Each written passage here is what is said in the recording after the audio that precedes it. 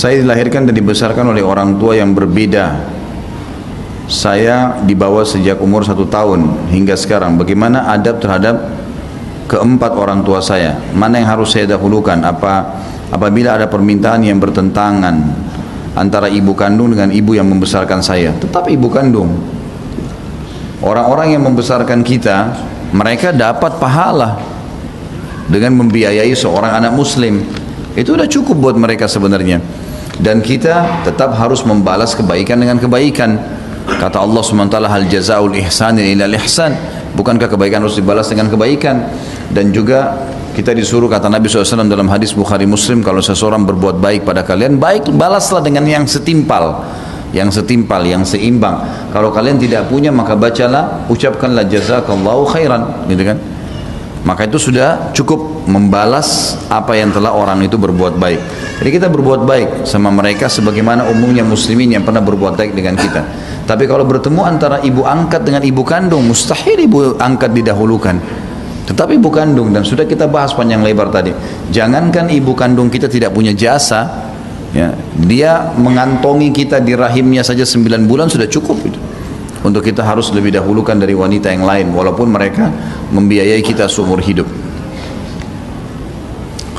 Saya mau bertanya, bagaimana cara seorang anak menolak sholat berjamaah di rumah bersama orang tuanya dan memilih sholat di masjid? Dan apakah itu termasuk tidak berbakti kepada orang tua? Disampaikan apa adanya.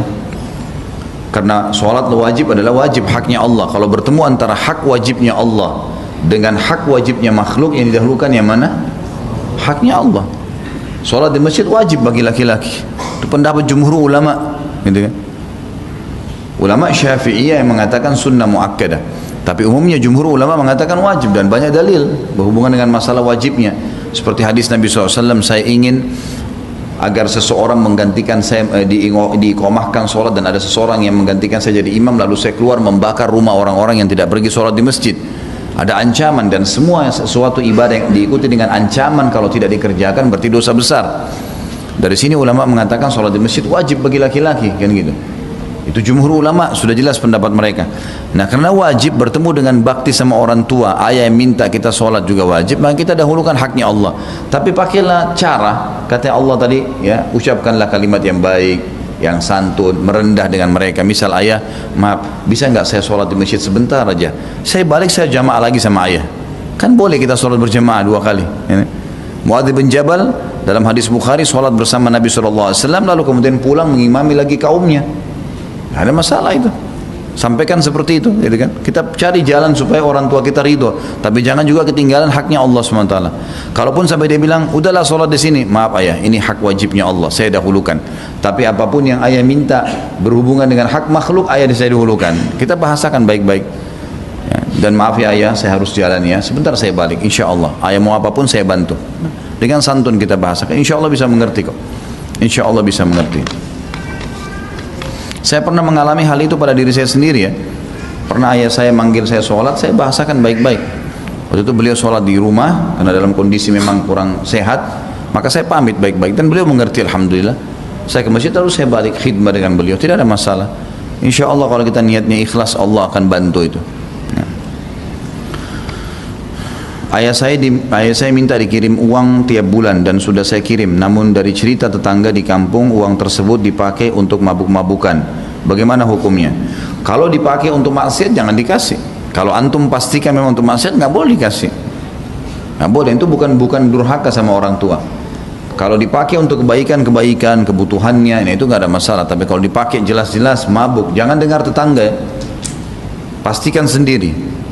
Mungkin ada saudara, mungkin kalau masih ada ibu, ditanya baik-baik. Kalau emang betul, telepon ayahnya baik-baik. Ayah, maaf ayah, kita orang muslim, ayah tahu saya dapat informasi seperti ini.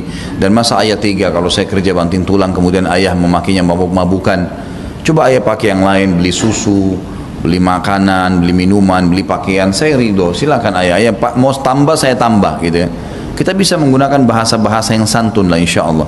Kan itu. Mudah-mudahan sambil kita doakan dapat hidayah. Tapi jangan hanya dengar orang saja, ya. Kita dengar orang ini nggak pasti. Bisa saja ada orang hasut, ada orang iri, dan seterusnya, ini bisa terjadi. Bolehkah kita mengambil pendapat ulama yang lemah karena lebih mudah untuk dilaksanakan? Itu Allahu a'lam ya. Jadi yang kita harus lakukan adalah dalil yang kuat.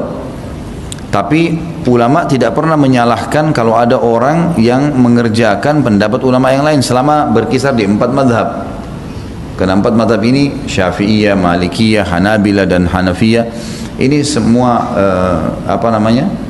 jelas disepakati oleh ahli sunnah wal jamaah, karena semuanya berada di generasi emas yang kata Nabi SAW sebaik-baik generasi adalah generasiku, abadku, lalu kemudian abad setelahnya, lalu abad setelahnya, dan mereka berada di abad yang tengah-tengah ya. Karena Imam Malik meninggal Imam Abu Hanifah meninggal 150, Imam Malik 179, Imam Syafi'i meninggal 204, kalau nggak salah Imam Ahmad 240-an.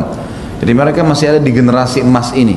Makanya ulama mengatakan mereka, dan pada zamannya memang diakui sebagai ulama-ulama madhab gitu kan. Banyak orang mengikuti, dan sekarang subhanallah dunia ini seperti terpetak begitu ya. Di Afrika orang madhab Malikiyah, di Eropa Hanafiyah, di Timur Tengah, di negara-negara Arab dipakai Hanabila, kemudian di Asia Tenggara menggunakan Syafi'iyah. Ya, dan ini insya Allah kalau berkisar di 4 ini tidak ada masalah. Karena saya tidak pernah temukan ada ulama yang melarang itu, yang melarang. Seperti misalnya ulama Syafi'iyah banyak mengembangkan pendapat Syafi'i di Mesir, lalu tidak pernah terlalu disorotin oleh para ulama ini Timur Tengah, misalnya Hanabila gitu kan. Kalau selama itu masalah fikih, bukan masalah cabang, bukan masalah asas ya, bukan masalah minta-minta di kuburan misalnya, atau hukum memakai jimat, syirik kepada Allah. Nah itu selama bukan itu tidak ada masalah gitu kan, tidak ada masalah. Tetapi saran saya Allahu a'lam, kalau antum sebagai penuntut ilmu, cari di antara pendapat ini sebagaimana ulama sarankan, mana yang paling kuat dalilnya. Karena zaman kita sekarang bukan kayak zaman dulu. Zaman sekarang kita bisa leluasa melihat dalil-dalil mereka gitu kan? Luasa sekali. Zaman dulu sulit itu. Zaman sekarang sangat terbuka, jadi kita sangat mudah untuk bisa memahami mana dalil yang paling kuat dari pendapat-pendapat ini, lalu kita amalkan. Tapi sekali lagi tidak disalahkan kalau kita berpegang pada salah satu madhab ini walaupun pendapatnya ya lebih lemah daripada yang lainnya. Ketika di akhirat kelak apabila timbangan amal kita lebih berat daripada dosa kita, apakah kita tetap akan dihisab, diazab? Apabila timbangan amal kita lebih berat daripada dosa kita, maksudnya pahala ya? Tentu saja tidak. Tentu saja tidak. Jadi di hari kiamat itu ada beberapa tingkatan. Ada orang yang lolos tanpa timbangan ke surga. Ini orang-orang masuk surga tanpa hisab. Golongannya adalah para nabi-nabi, para syuhada, ya orang-orang mati syahid, orang-orang yang memang Allah pilih khusus dari orang-orang siddiq, orang-orang yang banyak cobaannya di dunia, kemudian dia bersabar. Sebagaimana sabda Nabi SAW, seorang mukmin diuji oleh Allah di dirinya, di hartanya dan keluarganya sampai dia bertemu dengan Allah tidak tertinggal satupun dosanya. Ini semua orang-orang yang masuk surga tanpa hisab, nggak ada timbangan lagi, udah lewat aja, gitu kan. Ada orang yang ditimbang dulu amalnya. Ditimbang amalnya ini adalah orang-orang beriman tapi masih bermaksiat. Dan di sini pun ada dua golongan lagi. Ada orang yang ditimbang amalnya, dosanya lebih ringan daripada pahalanya. Misal pahalanya 1000, dosanya 900, masuk surga. Ada orang yang ditimbang yang kedua adalah dosanya lebih berat daripada amal soleh. Misal dosanya yang 1000, pahalanya yang 900. Maka orang seperti ini dilihat apakah ada syafaat yang sampai kepada dia, ada pertolongan nggak? Misal ada kerabatnya yang kebetulan lolos, punya nilai 100 pahala lolos, Allah berikan dia sesuai dengan kadar pahala itu untuk memberikan syafaat pada orang ini. Dia bantu dengan 100 misalnya, maka menjadi 1000. Dia masih butuh mungkin 1 pahala saja untuk melebihkan dari dosanya. Maka ini juga orang lolos, asal tetap amal soleh lebih berat. Tapi kalau nggak ada yang bantu dia, maka ini masuk neraka dulu. Masuk neraka dulu karena dosanya lebih berat daripada amal solehnya. Golongan yang ketiga adalah tidak ditimbang juga amalnya, tapi langsung masuk neraka. Ini orang kafir, munafik dan orang musyrik. Ini juga nggak pakai timbangan. Bahkan sementara orang-orang beriman ditimbang amalnya, mereka sudah langsung dilemparin ke neraka karena nggak ada gunanya. Nggak ada gunanya dari amal-amal mereka. Sebagaimana hadis Bukhari, Aisyah bertanya radhiyallahu anha kepada Nabi SAW tentang satu orang Arab Quraisy yang sangat terkenal sekali dengan kebaikannya lah, silaturahim keluarganya, sedekahnya, bantu orang dan seterusnya. Tapi tidak pernah beriman kepada Allah. Kata Aisyah, ya Rasulullah, bermanfaat nggak amalnya? Kata Nabi SAW, tidak sama sekali. Karena dia tidak pernah beriman kepada Allah. Jadi banyak apapun amal orang kafir nggak ada manfaat buat dia. Jadi kalau amal soleh antum lebih berat, maka masuk surga, walaupun ada dosanya. Itu tapi nasib-nasiban, gitu kan. Makanya kita tidak tahu soalnya kadar dosa kita, kadar pahala kita tidak pernah tahu. Makanya langsung perbanyak istighfar, perbanyak taubat. Nabi SAW mengatakan saya taubat setiap hari 70 sampai 100 kali. Jadi kita perbanyak taubat, jangan membawa dosa di akhirat. Kalau perlu mohon kepada Allah agar ya Allah jangan meninggalkan saya di muka bumi ini kecuali engkau sudah catatkan aku termasuk hamba-hambamu yang masuk surga tanpa hisab. Kita berdoa kepada Allah SWT. Bagaimana sikap seorang anak terhadap orang tuanya yang masih kafir bila orang tuanya meninggal? Tentu saja pada saat sakit dia jenguk, ya. Pada saat meninggal dia berusaha coba membantu apa yang dia bisa bantu. Tapi di sini kalau ada ritual-ritual acara agama itu tidak boleh. Seperti misalnya ada nyanyi-nyanyian kalau Nasrani itu tidak boleh dihadir. Harus dia lepas tangan. Walaupun kita ada perasaan, ya, karena memang sudah seperti itu. Ingat waktu Nabi Nuh alaihissalam anaknya meninggal, tenggelam, kafir, sedih dia. Dia ingin menolongnya, ingin membantu. Sebagian ulama tafsir mengatakan Nuh seakan-akan memohon kepada Allah, ya Allah, sesungguhnya anak saya, tolong dia beriman. Kalaupun tidak, izinkan saya urus jenazahnya. Kalau mati, apa kata Allah? Dia bukan lagi anakmu. Perbuatannya bukan perbuatan yang baik. Dan hai Nuh, saya tidak ingin kau termasuk orang-orang bodoh. Maka Nabi Nuh alaihissalam tidak berani mengangkat kepalanya dalam satu riwayat 40 tahun ke langit karena takutnya sama Allah. Tapi tidak diurus anaknya, ya, sudah risikonya begitu, gitu kan.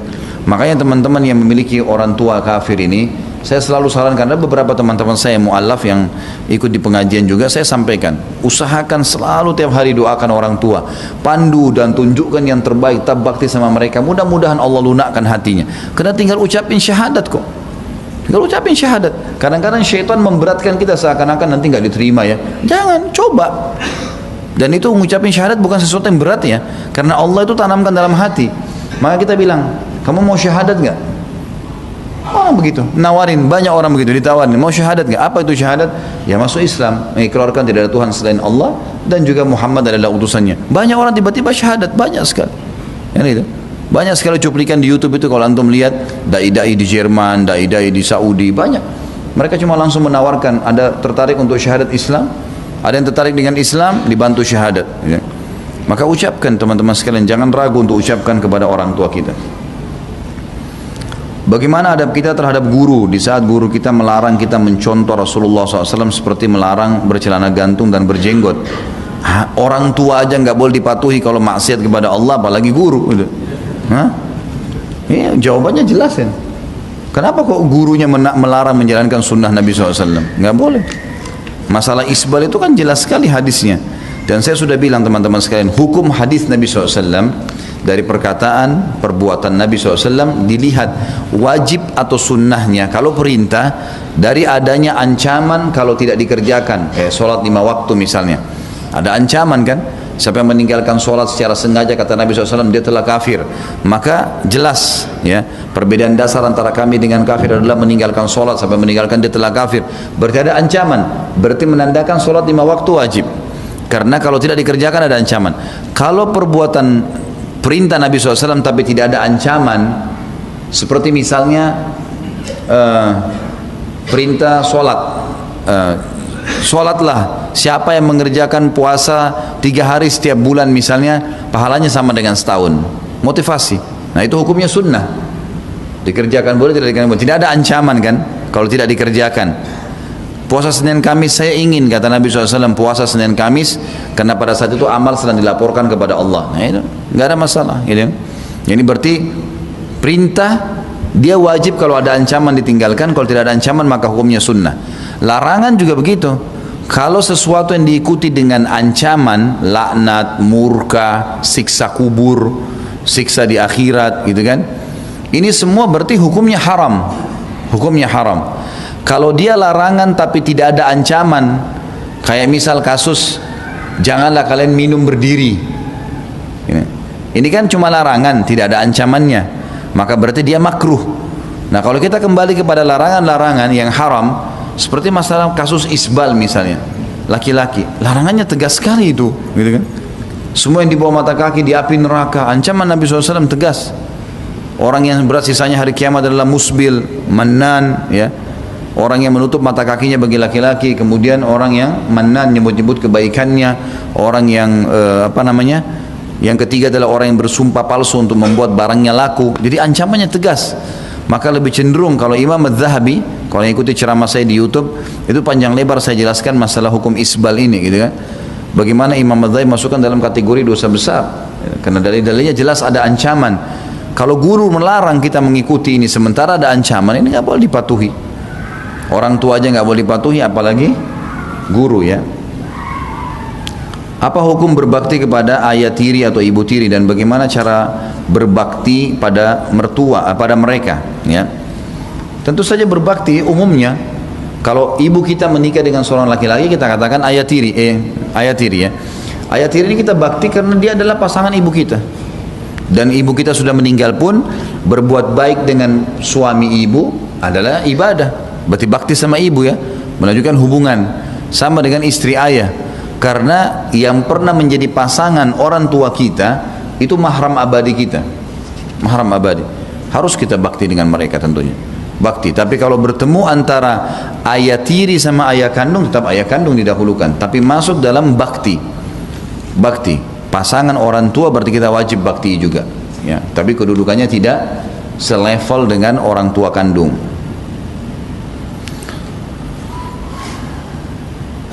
Barusan ibu ana titip salam untuk antum. Saya sedang mencoba berbakti pada ibu. Alaiha wa alaikassalam. Ya, saya tidak tahu, semoga Allah balas salamnya insyaallah. Bolehkah berbohong untuk membahagiakan orang tua? Kalau iya, apa batasannya? Tidak boleh bohong. Kenapa bohong kepada orang tua? Enggak perlu. Misal dia katakan, apa kamu sudah lulus ujian? Tidak lulus, bilang. Jangan bohong. Kenapa enggak? Kurang belajar. Sudah belajar ibu, sudah belajar ayah. Tapi qadar Allah, memang saya sudah begitu. Ibu ayah doain ya, mudah-mudahan semester akan datang saya bisa. Untuk apa bohong? Jangan bohong, enggak boleh di sini. Bohong itu hanya dibolehkan kalau suami istri, tapi suami istri pun dalam hal pujian. Seperti misalnya istrinya kecut pada saat lagi keringatan, kemudian dia datang mau cium, kecut, dia bilang Masya Allah wanginya, misalnya. Bohong dia. Tapi untuk bahagiakan istrinya, gitu kan. Belum mandi aja sudah wangi, apalagi sudah mandi. Nah, begitu juga suami istri, memuji ya masakannya, memuji pakaiannya, memuji penampilan, ini hal yang dibolehkan. Atau memperbaiki hubungan antara dua orang yang sedang bertengkar atau dalam peperangan. Ini pernah saya jelaskan dulu, ya. Tapi kalau untuk kepada orang tua tidak ada dalil masalah, jadi nggak boleh. Apa adanya, hibur mereka apa adanya. Orang tua saya sudah meninggal, wali saya adik laki-laki. Saya mau menikah tapi adik saya tidak mau menikahkan karena masalah materi. Apakah boleh saya menikah diwalikan kepada wali hakim? Tentu saja. Apa haknya adik menolak? Yang boleh menolak hanya ayah. Wali yang lain tidak boleh hak untuk menolak.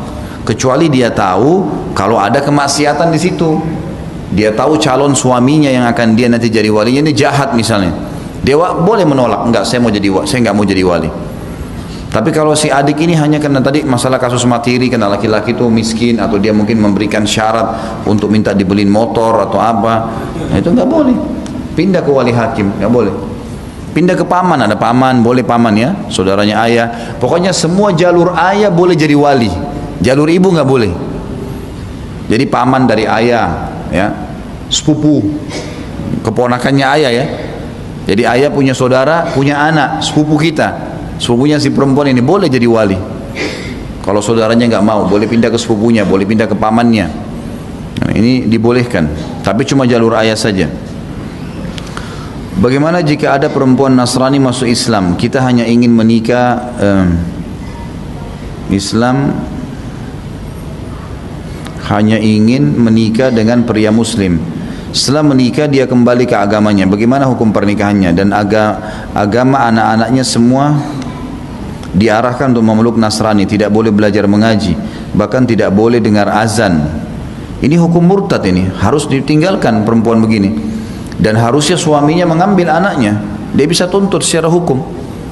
Masuk pengadilan agama tuntut. Pengadilan agama akan berikan dia anak, nggak bisa. Di negara kita terlindungi itu. Saya sarankan ini suaminya tuntut, ya, masuk ke pengadilan agama, ajukan resmi, bilang istri saya murtad. Ini berbahaya nih kalau sampai anak-anaknya pun ditarik ke agama Nasrani. Jangan diam, jangan lemah jadi laki-laki. Nggak boleh tanggung jawab. Nasabnya kepada antum gimana? Nggak mungkin lah, gitu kan? Ini biasanya tipe laki-laki begini terlalu lemah, jangan lemah. Ya. Jadi laki-laki harus betul-betul jantan, ya. Nggak boleh nih, ambil anaknya, gitu kan? Ambil anaknya, kecuali dia tetap dalam keadaan Islam, kemudian ada masalah, kemudian memang dia tetap, soalnya ada begitu ya, ada banyak mu'allaf yang Masya Allah ya, memang dia masuk Islam bukan karena pasangan, bukan karena menikah, walaupun dia cerai sama suaminya dengan masalah-masalah pribadi, tetap aja dia bertahan dengan Islam, itu mulia. Tapi kalau sampai seperti ini, anaknya ditarik semua ke Nasrani, nggak boleh tanggung jawab ini, nasabnya kepada ayahnya gimana? Tuntut, mulai besok masukkan ke pengadilan, tarik anak-anak itu, sampaikan kalau anak-anak ini akan dimurtadkan, gitu kan? Apalagi sampai tidak boleh dengar azan, la haula wala quwata illa billah. Ini harus bergerak antum cepat, nggak boleh. Ibuku seorang janda tua yang sampai saat ini bergantung pada saya, sedangkan saya sudah ingin menikah. Apakah saya undurkan nikahnya demi berbakti kepada ibu saya? Minta saran beliau. Ibu saya sekarang mau menikah, apa ibu izinkan, ibu ridho enggak? Tanya beliau. Kalau dia minta ditunda, tunda saja demi untuk bakti kepada orang tua, enggak ada masalah. Dan jangan sekali lagi pakai bahasa seperti tadi saya bilang ya. Dan ingat yang tadi orang bertanya pada Syekh, ibuku numpang padaku, gitu kan? Enggak usah bilang ibu saya sekarang tinggal sama saya atau saya tanggung, enggak usah bahasa itu. Saya sekarang sedang ditanggung oleh ibu saya, bahasanya lebih baik begitu. Kemudian saya mau menikah, bagaimana baiknya? Ya, itu lebih baik. Saudara-saudara saya, tante-tante, om dan keluarga yang lain selalu mengeluhkan sikap ibu saya yang suka mengurus urusan orang lain, suka marah-marah sama anak, cucu, saudaranya, bahkan sama tetangga, dan beliau gampang tersinggung. Saya sudah ikhtiar membawa beliau ruqyah, tapi tidak ada reaksi apa-apa. Pasti ruqyah. Minta nasihatnya Ustaz, apa yang harus saya lakukan? Karena saya ingin ibu saya berubah menjadi lebih baik. Pertama doakan, dan yang kedua, yang tegur jangan antum. Yang tegur harus orang yang lain, orang yang tidak ada hubungannya dengan durhaka pada orang tua, saudaranya, temannya, kerabat yang dituakan. Karena kalau antum ngomong pekah sekali, antum bisa masuk dalam durhaka sama orang tua, karena Allah suruh kita berlemah lembut dengan mereka. Maka kita boleh mengajak atau meminta kepada orang lain untuk menasihatin orang tua kita. Itu jalan yang terbaik. Allahu a'lam, itu yang saya tahu. Ya, misalnya tadi paman, tante, om, itu kan semua, apalagi saudarinya dia, saudaranya dia, bisa nasihatin, itu lebih baik. Kita minta terus supaya nasihatin sambil kita doakan. Kalau kita sendiri jangan, ya. Kecuali memang ibu dengar, nggak ada masalah. Karena salah sedikit ini berbahaya, mengatakan kata aja nggak boleh. Apalagi kalau sampai kita bentak, apalagi kalau sampai kita marah-marahin, ini berbahaya sekali. Bagi kita pekah, tapi bagi orang lain kayak saudaranya nggak ada masalah. Karena nggak ada unsur hubungan anak sama orang tua kan. Saudara bisa nasihatin saudaranya atau saudarinya, dan lebih baik pakai orang ketiga. Itu saran saya. Bagaimana sikap seorang anak terhadap bapaknya yang berbeda keyakinan dan masih tinggal dalam satu rumah? Sudah saya bahasakan, tetap bakti, tetap bakti. Saya sambil didakwahi, sambil disampaikan tentang Islam, dan untuk menawarkan Islam ini tawarkan apa adanya. Ayah, bagaimana menurut ayah tentang Islam? Apa yang dianggap buruk, antum kalau bisa jawab, kalau enggak tanya Ustadz, gimana caranya saya jawab ini? Ayah saya menanggapi Islam seperti ini, supaya antum punya jawaban, gitu kan? Tetap didakwahi, tetap berbuat baik, bakti, selama tidak maksiat kepada Allah, wajib dipatuhi, dipenuhi kebutuhannya. Itu termasuk pahala di sisi Allah. Dalil-dalil sudah panjang lebar tadi kita bahas ya. Bagaimana cara membayar hutang di masa lalu sampai saat ini belum dapat dibayarkan dikarenakan kesulitan dalam mencari keberadaan orang-orang yang saya gunakan uangnya, sedangkan sudah berusaha mencari keberadaan mereka. Coba ikhtiar dulu maksimal. Kalau betul-betul mentok kerabatnya, temannya kah, alamat rumahnya kah tidak ditemukan sama sekali, sudah ikhtiar, gitu kan? Sebagian ulama mengatakan hukumnya sama dengan luqata. Luqata itu benda hilang yang ditemukan, kan setahun. Coba maksimalkan setahun. Kalau tidak bisa, sedekahkan atas nama orang-orang itu. Sedekahkan atas nama orang-orang itu. Itu Allahu a'lam yang saya tahu. Baik, ini di luar tema 2 saya bahas sebagai penutup. Bagaimana cara merapatkan shaf dalam sholat? Karena saya belum faham. Ini pertanyaan yang baik ya. Karena saya lihat mungkin di saf awal banyak teman-teman yang sudah paham, tapi pada saat saya telat sholat kayak tadi di belakang, saya temukan banyak yang safnya keluar. Jadi saf itu Bapak Ibu sekalian yang diperhatikan adalah tumit sama tumit, itu tolak ukur. Jadi telapak kaki kita biasanya ada yang lebih panjang dari yang lain, itu wajar. Banyak kita ngatur saf yang dilihat adalah ujung jari-jari kaki, sehingga ini yang sejajar, yang di belakang maju mundur seperti ini nanti. Orang kalau yang rapi safnya adalah orang yang tumitnya rapi, makanya dimasukkan dalam kotak saf adalah tumit. Tumit, kalau tumit sejajar, coba lihat saf dari belakang, pasti rapi safnya, gitu ya.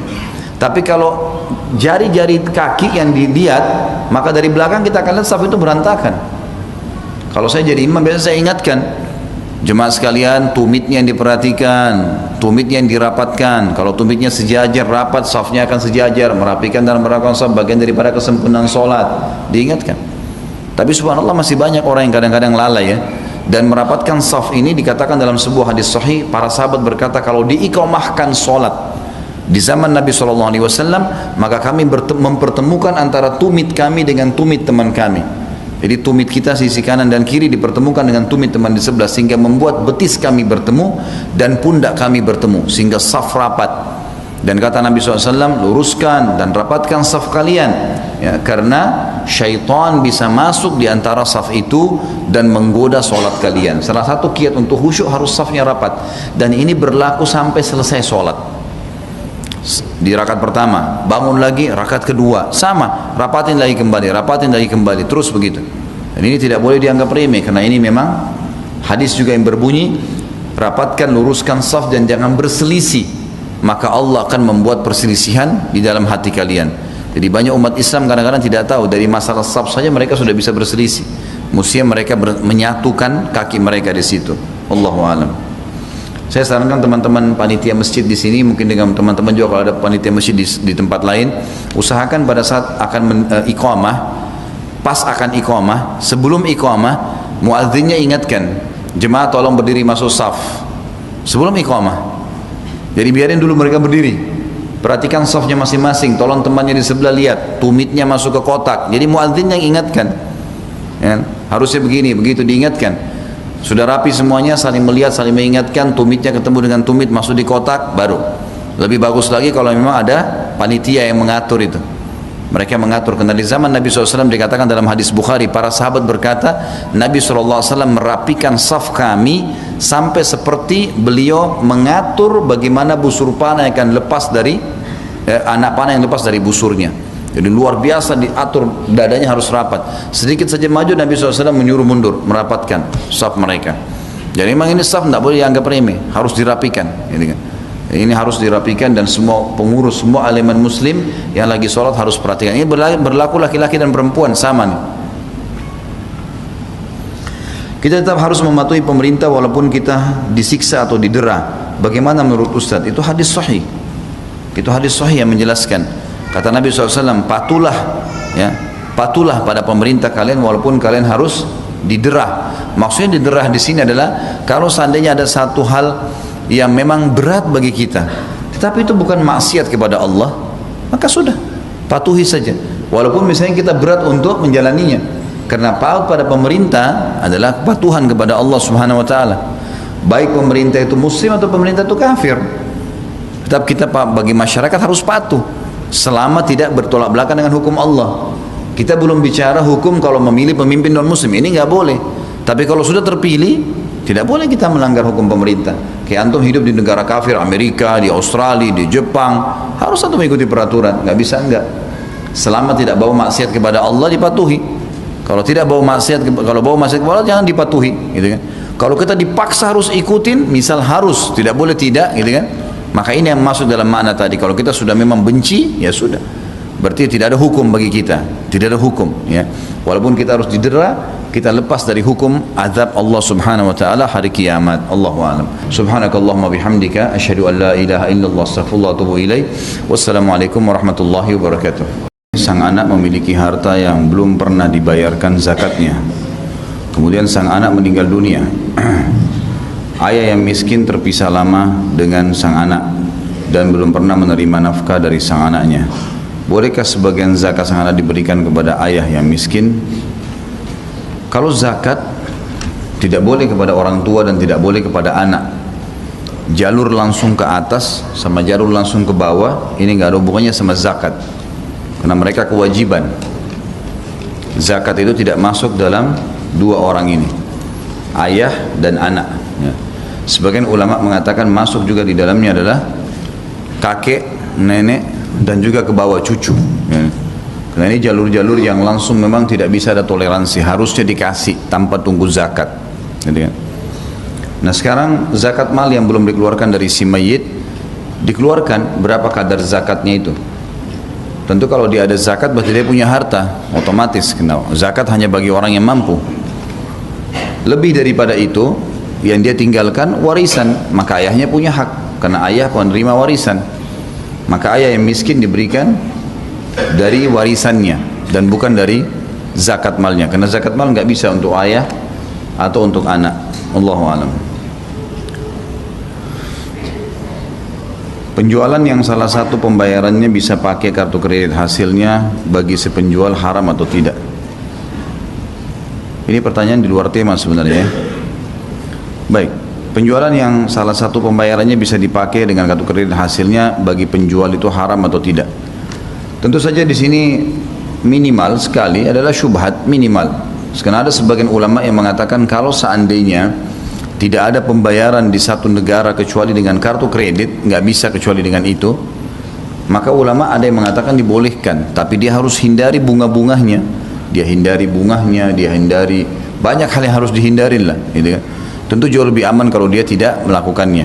Tapi kalau di negara yang umumnya kaum muslimin kayak kita di Indonesia, nggak perlu semua, nggak perlu semua.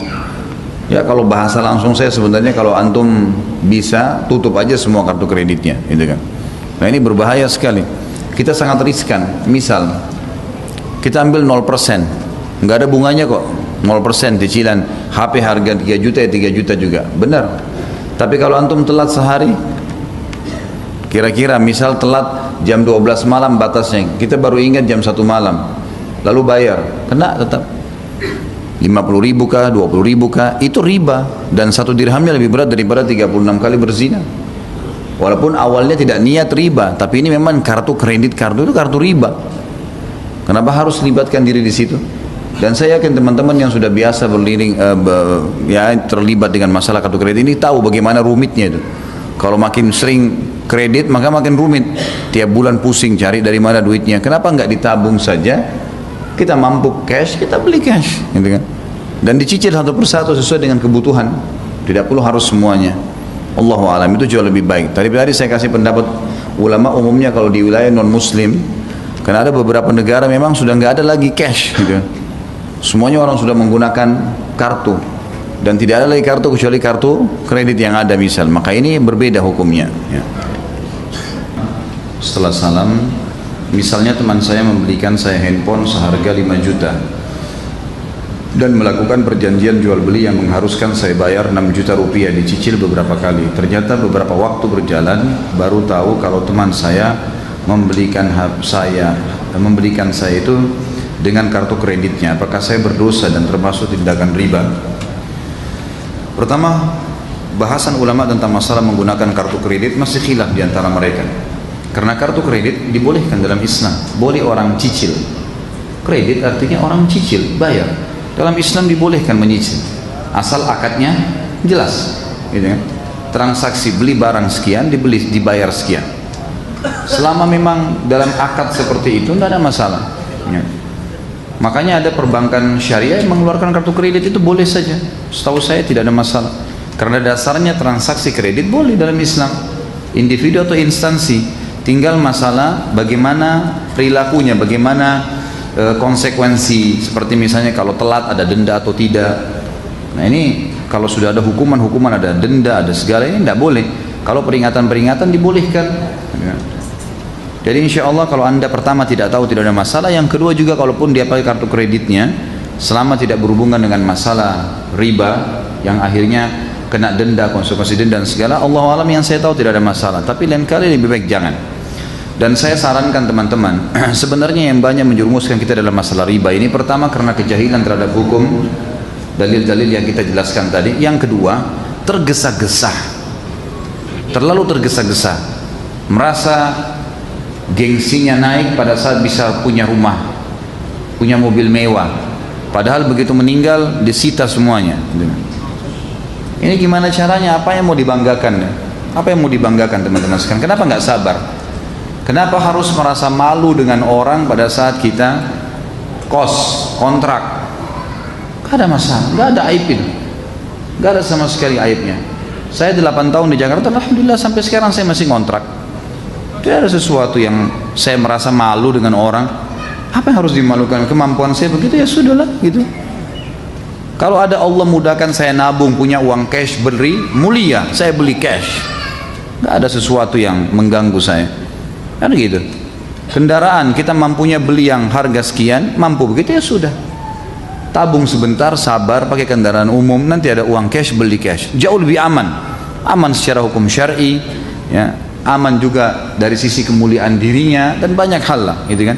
Jadi kita terjerumus ini karena terlalu memaksakan diri.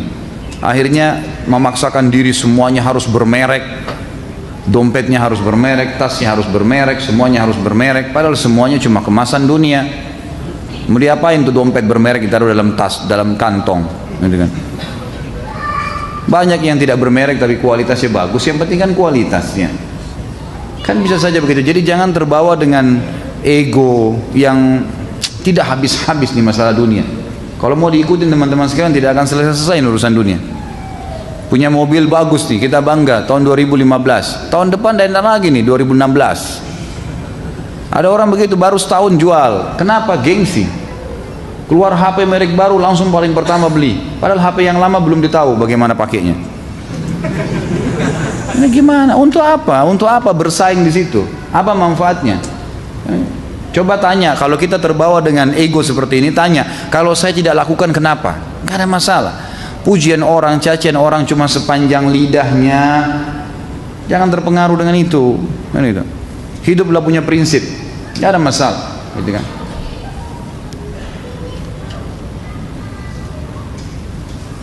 Semoga Ustaz dan jamaah sekalian selalu diberkahi dan dilindungi Allah. Amin. Insyaallah. Bagaimana apabila peminjam uang sengaja melebihkan bayaran hutangnya tanpa diminta? Apakah itu riba? Tidak. Kalau dia sendiri yang kasih dari ridho dirinya, nggak ada masalah. Yang riba kalau pemilik piutang yang memberikan syarat, itu baru riba. Saya pinjamkan 1 juta, kamu kembalikan 1.100.000, itu baru riba. Tapi kalau orang merasa temannya karena baik sama dia, dari pinjamin dia mau kasih lebih pada saat dia kembalikan tanpa diminta, tidak ada kesepakatan sebelumnya, maka tidak masuk riba. Itu sama dengan sedekah secara umum. Seberapa syar'i sistem perbankan syariah di negara kita? Baru berapa hari lalu saya mendatangi salah satu bank syariah untuk mengajukan kredit kendaraan bermotor. Setelah berdiskusi dengan CS Bank tersebut, saya mengetahui bahwa ada kemungkinan kendaraan tersebut disita apabila cicilan macet tanpa adanya pengembalian uang yang telah dibayarkan. Kalau penyitaan barang tanpa dikembalikan, ini nggak boleh, riba, haram. Ini zulm. Tapi kalau dia sita barang itu untuk dia lelang, dia jual, kemudian dia mengambil haknya, kalau ada lebihnya dikembalikan kepada Anda, ini syar'i. Kalau ada perbankan syariah seperti ini perlu diperbaiki, tidak boleh. Tidak boleh, Allah alam yang saya tahu. Mudah-mudahan saja Dewan Syariahnya mengetahui permasalahan itu ya. Nah, kalau seberapa jauh sistem perbankan, saya terus terang tidak pernah terlibat secara khusus.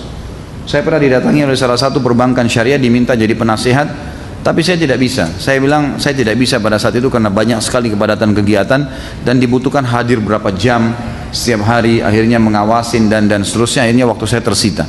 Saya lebih merasa bahagia bisa duduk di majelis ilmu, bisa mendiri. Kalau ada hal-hal yang mau didiskusikan silakan, terbuka. Selama saya tahu ilmunya saya akan sampaikan.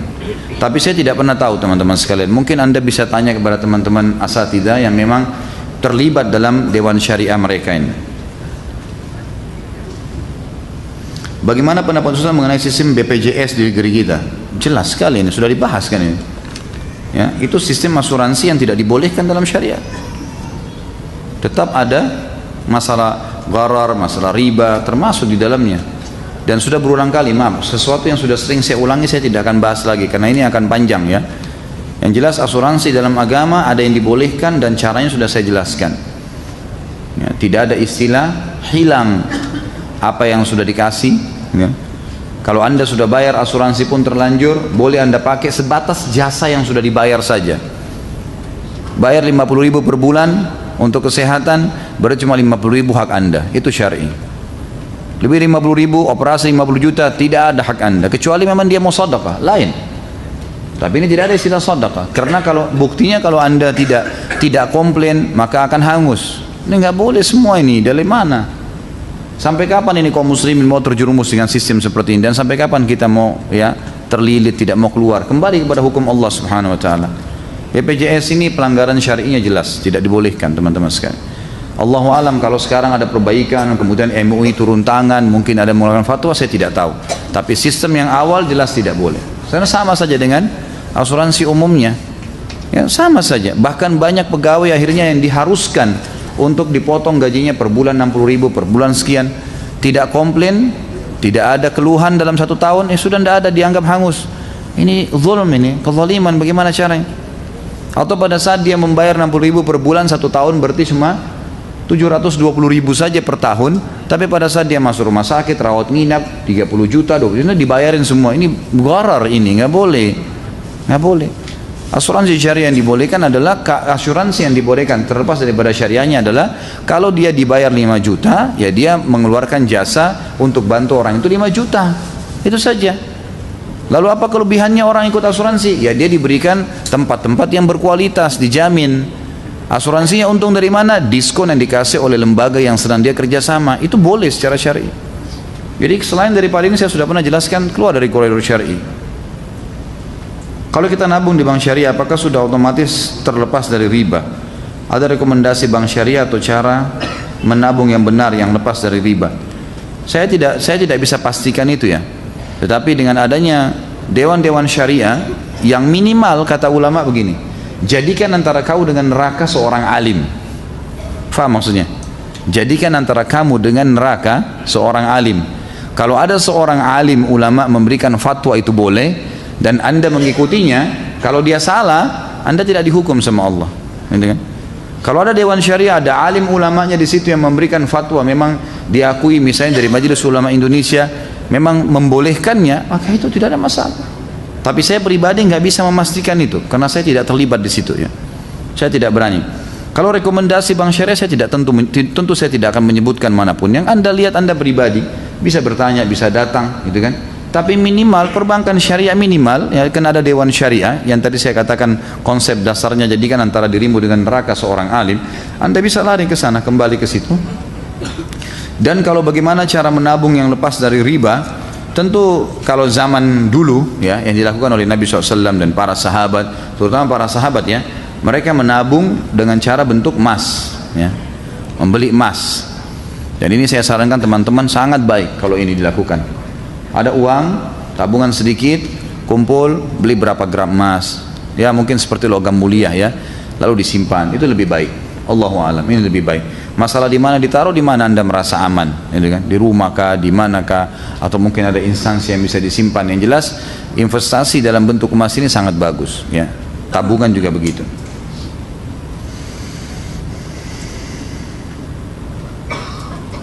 Tolong teman-teman kalau nulis, saya bukan ahli membaca yang hebat ya. Jadi tulisannya jangan kayak cakar ayam. Saya bekerja di perusahaan yang modal usaha meminjam dari bank konvensional, bagaimana hukumnya? Tadi sudah saya singgung ini. Kalau murni modalnya dari bank konvensional, dari riba, nggak boleh. Kalau murni, gitu kan? Karena sama saja. Karena memang itu dari hasil riba. Tapi kalau dia punya modal yang lain dan bercampur, ini ulama masih membolehkan. Asal juga diikuti dengan perusahaan itu memang dasarnya sistem yang dipakai, produk yang dijual semua tidak melanggar syar'i. Biar juga modalnya halal, tapi kalau pabrik bir haram. Jadi memang harus ditahu. Kalau ada sumber lain maka halal. Tapi kalau tidak, maka harus Anda cari tempat lain. Tidak usah khawatir ini. Ini khawatir pindah kerja, kenapa ini? Pindah kerja, akhi. Pindah kerja. Jangan ragu dengan itu. Ini lagi-lagi tanya, apa bedanya konvensional sama bank syariah? Jika pada praktik Indonesia ini masih sama, seperti halnya pacaran itu haram, diakal-akali dengan istilah pacaran syariah. Memang ada pacaran syariah? Ini saya curiga yang nulis-nulis ini yang ngarang-ngarang nih. Dari mana ada pacaran syariah nih? Hah? Jadi gini, kalau Anda masih mau mempertahankan rekening di bank konvensional, sudah Anda pribadi. Itu. Nggak usah bawa-bawa bank syariah disalah-salahin semuanya gitu kan. Sudahlah, kalau Anda memang tetap mau ngotot punya rekening situ, silahkan, pribadi. Jangan ditarik, oh ini sama saja dengan bank konvensional. Karena memastikan kalau itu sama, harus betul-betul kita memang yang menyusun sistemnya, kita memang yang tahu dari dalam. Tapi kalau enggak, gitu kan. Kalau ada sub bahasan atau sub ya dari bank syariah itu memang yang masih tidak sesuai dengan syariat, mungkin sub itu yang perlu diperbaiki ya. Tapi bukan berarti semuanya kan. Allah alam, yang saya tahu sulit kalau mau disamakan syariah sama konvensional, pastilah beda. Nah, pastilah beda, kecuali kalau memang ada bank syariah yang betul-betul murni menarik semua sistem bank konvensional lalu cuma diubah namanya, istilahnya, ini mungkin lain. Tapi saya pernah terlibat secara person dengan salah satu aktivis bank syariah. Kemudian sempat saya tanyakan masalah KPR. Bagaimana kalau seandainya tidak bisa dibayar oleh nasabah? Dia cuma bilang kami berikan peringatan. Kalau yang kedua, peringatan. Yang ketiga, peringatan. Kalau sudah yang keempat dia tidak bayar, yang lewat dari ketiga tidak bayar, maka dia akan di blacklist, tidak akan diberikan kesempatan KPR lagi. Hanya itu. Terus apa konsekuensinya? Bisa saja produknya disita lalu dilelang, diberikanlah, dikembalikanlah modal dasarnya bank dan sisanya dikasih kepada dia. Nah kalau gitu seperti itu sesuai dengan syariah. Saya tahu itu dan itu dibahasakan ke saya gitu. Inilah kata yang terbesit dalam benak saya, Ustaz. Oh begitu, baik. Jadi akhirnya terbuka juga ya.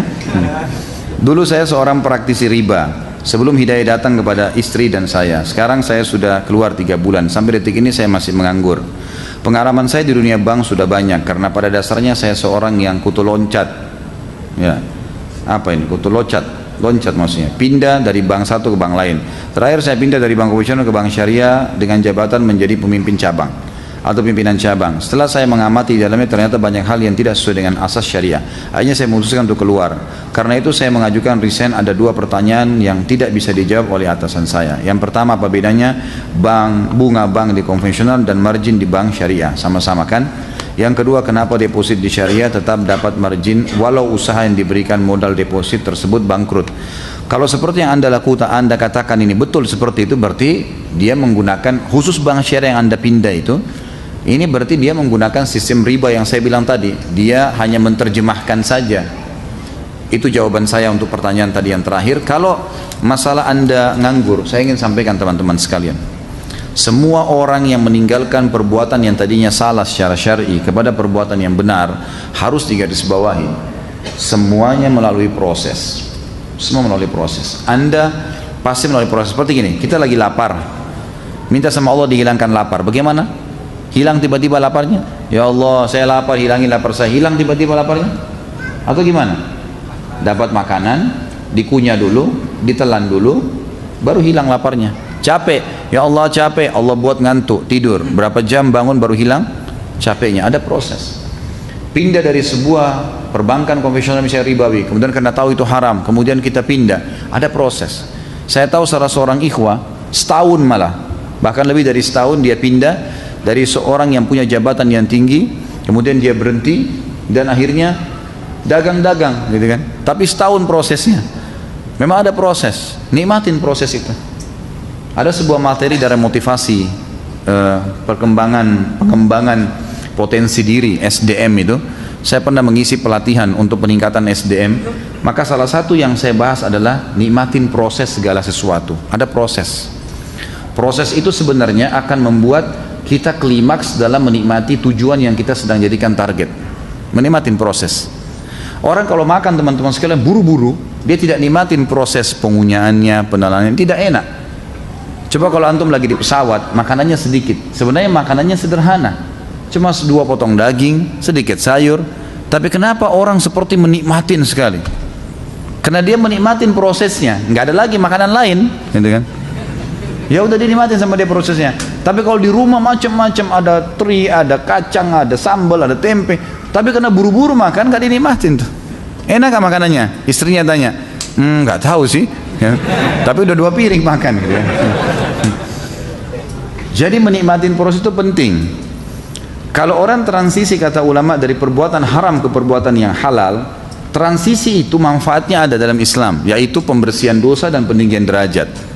Jadi pembersihan dosa, jadi tidak ada yang sia-sia bagi seorang muslim. Hadis riwayat Muslim berbunyi, kata Nabi SAW, tidak ada yang menimpa seorang muslim dari capek, letih, gangguan orang, sedih, duri yang menusuk badannya, kecuali jadi pengampunan dosanya. Jadi proses itu pembersihan dosa tuh. Jadi kita nikmatin saja, gitu kan? Menikmatin saja. Dan insya Allah, saya dengan izin Allah, Allah yang menjadi penjamin dalam masalah ini, saya cuma mengatakan insya Allah orang yang meninggalkan haram pasti dijamin oleh Allah Subhanahu Wa Taala. Karena Nabi SAW mengatakan, man taraka syai'an lillah abdalahu khairan min. Siapa yang meninggalkan sesuatu karena Allah, dia tahu itu haram, dia tinggalkan, abdalahu khairan min, pasti Allah ganti untuk yang lebih baik, ya. Pasti Allah ganti untuk yang lebih baik. Itu jaminan. Tapi memang ada prosesnya. Nikmatin prosesnya, insya Allah akan ada ujungnya. Fa inna ma'al usri yusra, inna ma'al usri yusra. Di setiap kesulitan ada kemudahan. Diulangi sama Allah dengan harfut ta'kid, memastikan inna, sesungguhnya setiap kesulitan ada kemudahan. Memang begitu. Saya berdoa kepada Allah SWT untuk anda dan bertanya tadi dan seluruh muslimin, tentu agar terlepas dari masalah-masalah yang riba seperti ini. Jadi saya sarankan nikmatin prosesnya. Dan kalau anda menemukan tadi instansi ini memang ada hal-hal yang ribawi, gitu kan, saya sarankan bertanya pun mungkin bisa saja pimpinan cabang atau pimpinan anda mungkin tidak paham, karena banyak teman-teman juga yang di bank syariah memang bukan seorang alim, dia bukan alim, dia hanya praktisi perbankan, tahu secara administratif, kemudian dia masuk, lalu kemudian dia menghafallah istilah-istilah itu lalu diterapkan. Jadi memang harus berbicara sama dewan syariahnya, tanya pada dewan, mana dewan syariah, siapa dewan syariah di sini, si fulan, ustadz fulan, kiai fulan, minta teleponnya, komunikasikan masalah itu.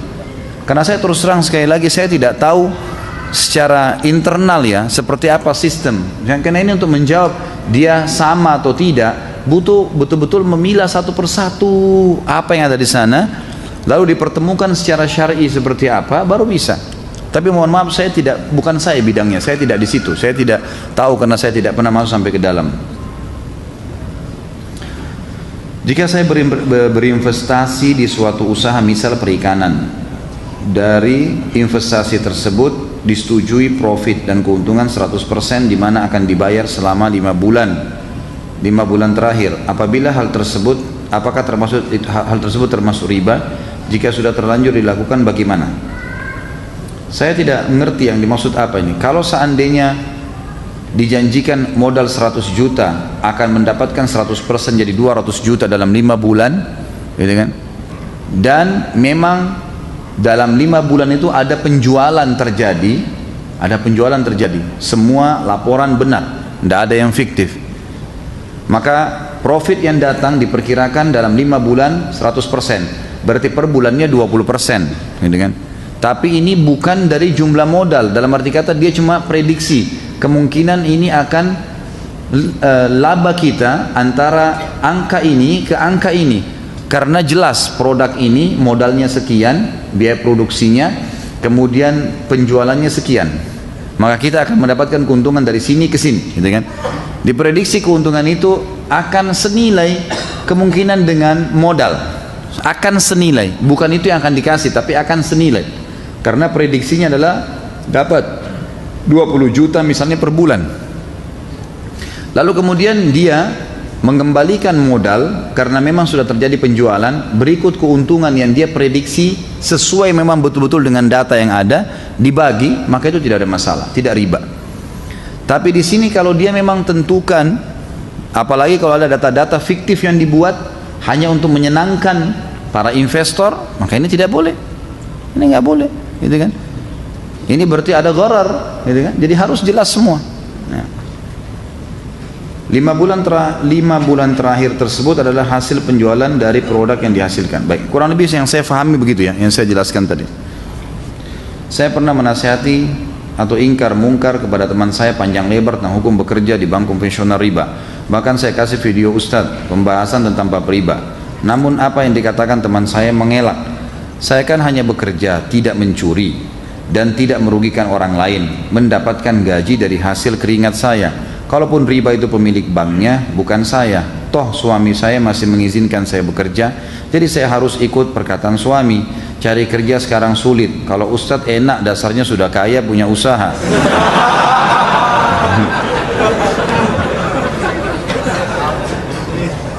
Jadi saya selalu menemukan kasus yang sama ya. Pada saat orang sama tadi, orang mau bertahan di perbuatan yang sudah salah, dia tahu itu salah sebenarnya. Subhanallah, tidak ada orang buat dosa kecuali ada perasaan dalam hatinya beban ini salah. Tapi karena dia berat mau meninggalkan, maka dia berargumentasi ke sana sini, gitu kan? Sama saja dengan orang mengatakan saya kerja di pabrik bir. Bukan urusan saya, modalnya pemilik bir yang punya, dia yang bangun pabriknya, saya cuma bekerja. Saya cuma bekerja. Masalah itu haram sumbernya, bukan urusan saya. Sama saja, gitu kan? Orang yang mengatakan riba sama khamar berbeda ini keliru ini. Bahkan tadi di 7 dosa yang membinasakan, riba masuk, khamar tidak masuk tuh. Gitu kan? Ini hati-hati nih. Jadi nggak boleh membahasakan itu. Dan tidak ada urusannya sama suami mengizinkan ini. Suami izinkan, tapi kalau pada hal yang haram tidak boleh, gitu kan? Tetap tidak boleh. Kalau dosa riba lebih berat daripada 36 kali berzina, enakan pelacur dong. Ya. Bisa berzina terus. La haula wa la quwata illa billah. Subhanallah, saya tadi bilang la haula wa la, ternyata penanya juga menulis itu, subhanallah la haula wa la quwata illa billah. Nasihat saya dijadikan bahan olok-olok dan candaan, begitu sulitnya memberikan pengertian dan pemahaman seperti ini Ustaz. Jika seseorang sudah berada pada zona nyaman dengan posisi jabatan dan gaji, bagaimana menyikapinya Ustaz? Tugas kita hanya menasihati. Ma alaika illa balag. Tugas kita hanya menyampaikan. Masalah dia mau terima, dia tidak terima, itu nggak usah kita campur sampai ke sana, karena kita tidak bisa lagi. Gitu kan? Tugas kita mengingatkan. Nabi Nuh alaihissalam terus mengingatkan anaknya sampai sudah naik air, sudah tergenang kakinya anaknya Kan'an, sudah terkena air, diajak oleh ayahnya, ayo selamatkan dirimu anakku, ini azab Allah. Enggak, saya akan selamat ke gunung. Tetap ngotot, sudah jelas depan mata, sampai tenggelam akhirnya, sampai tenggelam. Jadi Nabi Nuh alaihissalam sempat sedih. Lalu Allah SWT dia mengatakan, ya Allah anak saya, kata Allah, dia bukan anakmu lagi. Ya. Karena dia melakukan perbuatan atas pilihan dia sendiri, nggak boleh, itu kufur. Ya. Allah mengatakan, saya khawatir, saya tidak ingin hai Nuh, kamu menjadi orang yang jahil. Maka dikatakan dalam sebuah riwayat, Nabi Nuh alaihissalam karena takutnya sama Allah ditegur, saya tidak ingin kau termasuk orang yang jahil, tidak berani mengangkat kepalanya ke langit selama 40 tahun. Karena takutnya dengan Allah subhanahu wa ta'ala. Jadi yang kita ambil pelajaran adalah bagaimana memang orang kalau ngotot dengan perbuatannya, ya sudahlah, mau diapain, kita mau paksa apa. Nabi Nuh istri dan anaknya, Nabi Lut istrinya, gitu kan. Asia suaminya Fir'aun, sudah dinasehatin nggak mau, gimana kira-kira bisa buat apa, gitu kan. Saya sering ceramah setiap hari, banyak kerabat saya yang belum faham sunnah, banyak. Ada di antara kerabat saya nasehatin, kalau saya datang iya, tapi nanti di belakang berbuat lain lagi. Terus saya mau buat apa kira-kira? Saya mau ngawasin 24 jam? Enggak. Tugas saya menyampaikan. Kalau dia pintar, dia ambil ilmu itu tanpa melihat saya. Karena ini wahyu yang disampaikan, bukan perkataan saya pribadi, gitu kan. Seperti itulah memahaminya. Jadi insya Allah Anda sudah dibalas oleh Allah subhanahu wa ta'ala dengan kebaikan karena sudah niat mendakwai, dan jangan kecewa. Ingat, niat dakwah karena Allah, bukan karena orangnya. Jadi kalau dia masih menolak, kita masih mau mendakwai, kita harus yakin Allah memberikan pahala lagi. Jadi tidak usah jenuh.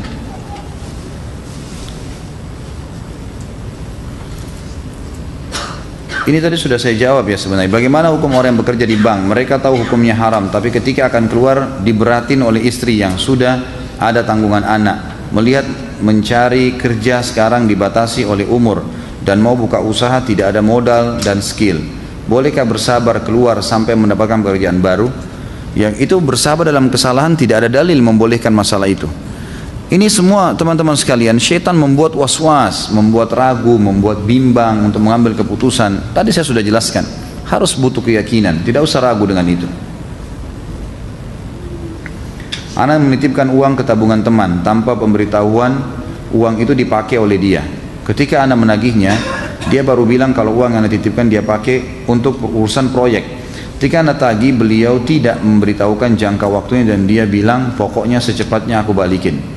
Bagaimana hukum meminjam uang tidak izin atau akad dan tidak ada jatuh tempo? Saya mau nagih, galakan dia dan nggak enak karena teman, tapi kadang hati tersayat karena uang anak butuhin juga untuk keperluan mendesak, gitu ya.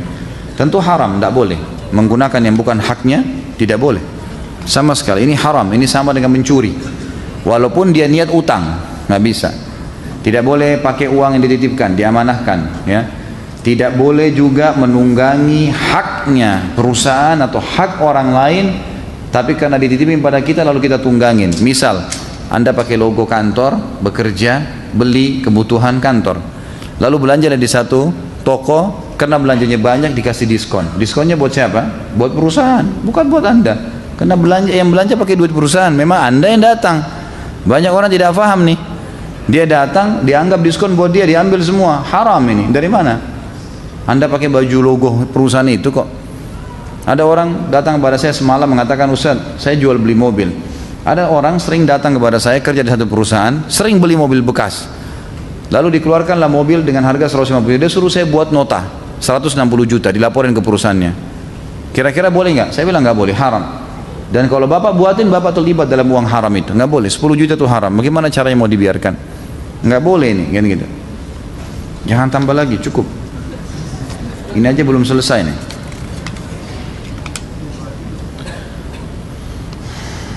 Saya karyawati salah satu bank konvensional. Pada saat ini saya dalam proses berhenti kerja karena ada kontrak kerja yang belum diselesaikan. Saya pernah mendengar ceramah Ustaz tentang ibadah di bangunan yang didirikan dengan uang haram, tidak diterima ibadah tersebut. Bagaimana ibadah sholat yang lagi saya jalani saat ini? Apakah sholat saya diterima? Setahu saya kalau tempat ibadah, saya tidak tahu ya kalau saya pernah sampaikan itu. Tentu saja kalau dari uang-uang haram maka tidak dibolehkan. Cuman dilihat sekarang dari bank konvensional ini yang digunakan untuk membangun tempat ibadah itu dana nasabahkah yang memang di situ bercampur antara uang warisan, gaji kerja, keuntungan bisnis, atau memang dari hasil ribanya? Kalau dari hasil ribanya memang nggak boleh sama sekali. Tapi kalau masih dari dana nasabah yang dipakai karena disimpan oleh bank lalu dipakai dibangun, atau memang ada dana sosial, ya seperti biasanya diminta zakat atau pengeluaran dari potongan dari uang itu untuk kegiatan sosial, maka itu tidak ada masalah. Ya, sebaiknya saya sarankan kalau Anda lebih aman jauhi kalau syubhat, supaya sholat di tempat lain, ya, sholat di tempat lain. Mungkin misalnya di sebelah kantor ada penjual makanan, bisa pamit sholat di tempatnya, atau cara lain lah, ya ada musola yang lain bisa dipakai sholat. Seseorang membeli barang katakanlah seharga 10 juta lalu membayarnya dengan kartu kredit dengan cicilan 12 bulan dan bunga 0%. Apakah ini diperbolehkan mengingat bila membayar cash maupun kredit nilainya sama saja? Setahu saya boleh, nggak ada masalah. Gitu kan? Masalah menggunakan fasilitas bank konvensional ini yang harus Anda jauhi. Tapi hukumnya boleh atau tidak boleh, gitu kan? Secara umum kata ulama boleh menggunakan fasilitas perbankan yang sifatnya tidak ada hubungannya dengan masalah ribawi. Kalau tidak ada hubungannya sama ribawi, misal gini, kartu kredit itu pembuatan kartunya dipakai dari uang nasabah. Juga beli produknya dia murni mendapatkan keuntungan dari, ya, dari apa namanya, dari toko-toko yang dibeli barangnya. Maka ini sampai sini masih boleh. Tapi kalau sampai terlambat bayar kena, ini nggak boleh. Berarti sudah masuk dalam sistem ribawi di situ. Jadi sebaiknya jangan, jauhi saja. Yang itu. Teman-teman, pegang satu hal ini. Jangan belanja kalau belum mampu. Nggak usah paksain diri. Kenapa? Gitu kan? Makanya kalau punya HP, dikeluarin dari kantong kalau perlu. Karena kalau dikeluarin mereknya lama, ditaruh sebelah teman kita baru, kita malu. Kan itu. Simpan di kantong aja. Kalau perlu bunyi baru angkat. Dikeluarin nanti lihat di sebelah itu lebih bagus tuh. Berapa harganya? Beli di mana? Oh saya kredit, saya begini. Kredit lagi, gitu kan. Manusia suka tergoda. Jangan tergoda gitu. Jika seorang membeli barang 1 juta pada hari ini dengan harga kredit, lalu membayarnya nanti di saat jatuh tempo tagihan sebesar 1 juta, apakah ini diperbolehkan? Jika seseorang membeli barang seharga 1 juta pada hari ini dengan kartu kredit, lalu membayarnya nanti di saat jatuh tempo tagihan sebesar 1 juta, setahu saya boleh, nggak ada masalah di sini. Tapi tentu saja lebih baik Anda hindari ya di sini. Ini saya tidak tahu mau baca yang mana, terlalu banyak, masya Allah. Ustadz, gaji bulanan saya ditransfer oleh bank konvensional. Bolehkah saya tidak segera mengambil gaji saya dari rekening tersebut? Dan bagaimana saya membersihkan simpanan saya dari riba atas simpanan seperti bunga jika apa yang saya lakukan ini diperbolehkan? Setahu saya ini lebih baik, lebih aman jauhi syubhat gitu kan. Tapi kalau di tempat Anda tidak ada tempat penyimpanan yang aman, sebagian ulama mengatakan boleh, tapi jangan terlibat di masalah ribanya. Jangan ada bunganya gitu kan. Kalau ada kebutuhan ditarik segera, ya, diinvestasikan di mana, itu jauh lebih aman. Tapi kalau ditabung, dibiarkan di situ sampai akhirnya membuat berbunga-bunga, ini semestinya tidak boleh. Yang saya tahu tidak boleh. Saya meminjam KPR dari bank, saya sarankan tidak usah ditulis nama banknya ya. Jangan ditulis, sebab ini nanti saya sudah bilang, di pengajian saya jangan sebut nama orang, jangan sebut nama lembaga, dan juga ya jangan sebut, pokoknya masalah saja, masalahnya apa gitu. Saya pinjam KPR dari sebuah bank oleh MUI, dijamin prakteknya sesuai dengan syariat. Setelah saya hitung, saat saya di akhir masa hutang 5 tahun, kelebihan bayar saya 20% dari hutang. Apakah saya berdosa riba? Hutangnya apa dulu nih gitu. Kalau hutang murni, jelas murni riba berarti. Hutang tidak boleh berbunga gitu kan. Tapi kalau sifatnya memang pinjaman, hutang itu kebutuhan pribadi, beda dengan investasi. Kalau dia untuk investasi, dan perhatikan baik-baik akadnya, apakah di akad ada kesepakatan untuk bagi hasil? Kalau ada bagi hasil, maka bagi hasilnya harus jelas dari persentase keuntungan dari laporan yang Anda berikan. Kalau tiba-tiba seperti ini saja, ini riba, nggak boleh walaupun bank syariah. Dan saya sarankan teman-teman yang sudah terlanjur kontak dengan bank-bank ini, maka selalu minta konsultasi sama dewan syariahnya, tanya pada mereka, ya, tanya gimana jalan keluarnya, karena pasti mereka lebih mengetahui masalah itu.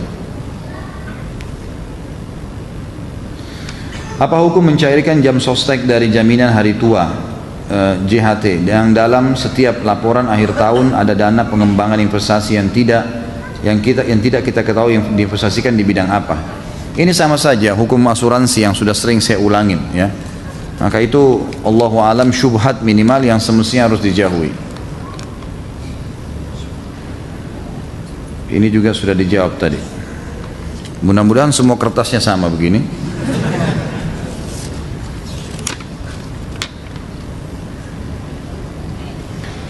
Ustaz, saya baru tahu dan jelas tentang hukum riba. Astagfirullah. Ustaz, berarti saat ini saya lagi terlilit riba dengan hutang pinjaman dari bank. Dan pada saat ini juga saya dalam kesusahan dalam membayar utang tersebut. Apa yang harus saya lakukan dalam situasi seperti ini setelah saya taubat dan tidak ingin terlibat dalam hal ini lagi?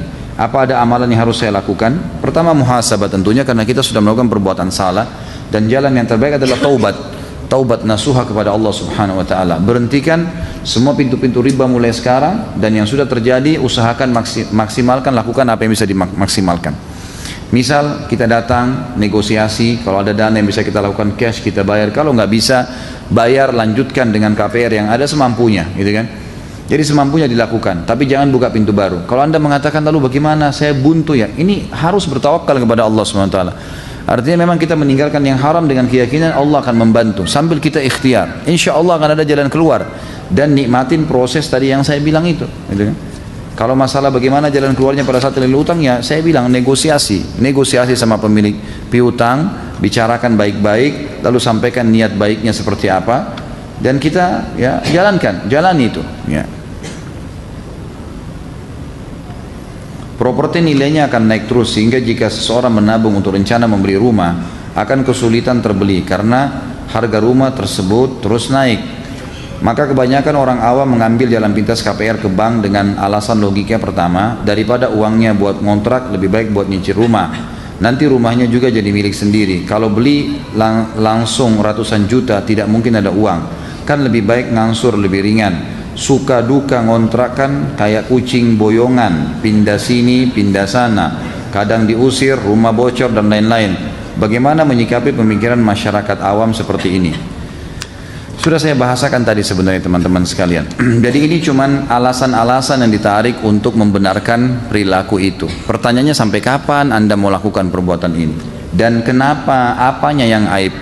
Kalau kita ngontrak, kalau dikatakan rumah kontrakan bisa bocor, memang rumah baru nggak bisa bocor? Bisa semuanya, itu cuman alasan saja. Jangan terbawa dengan arus gengsi ini. Ini gengsinya nih yang jadi masalah nih. Wahai muslimin, sadarlah ya.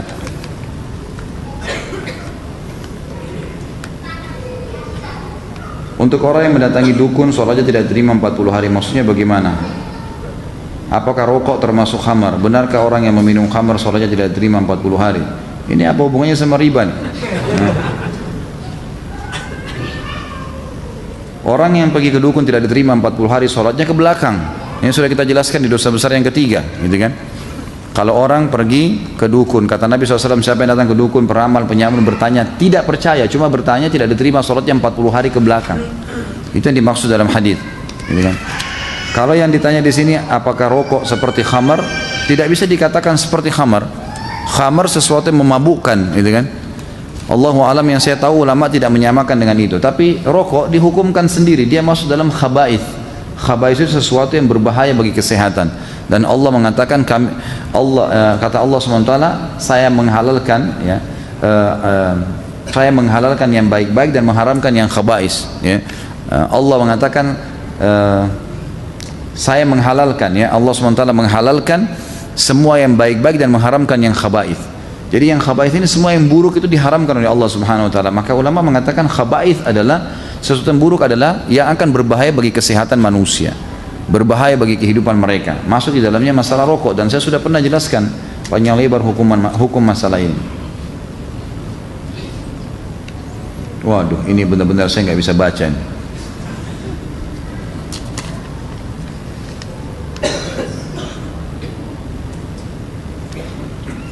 Saya mau tanya, tante saya sudah tercebur dalam riba, dia pinjam 800 juta, sekarang sudah menjadi 1,7 M. Pada saat pinjam, ia tahu kalau itu riba. Sekarang bagaimana tante saya mencuci uang, sedangkan uangnya sudah tercampur? Syukran Ustaz. Ini kesian Ustaz ya, karena kadang-kadang pesawat itu seperti kalau pilot, udah patah sayapnya kiri kanan, ya, ini selamatin. Sama pernah saya kasih contoh itu, ada ibu-ibu 5 hari lagi mau Ramadan, tanya, Ustaz saya punya utang Ramadan 2 minggu belum saya bayar, bagaimana hukumnya?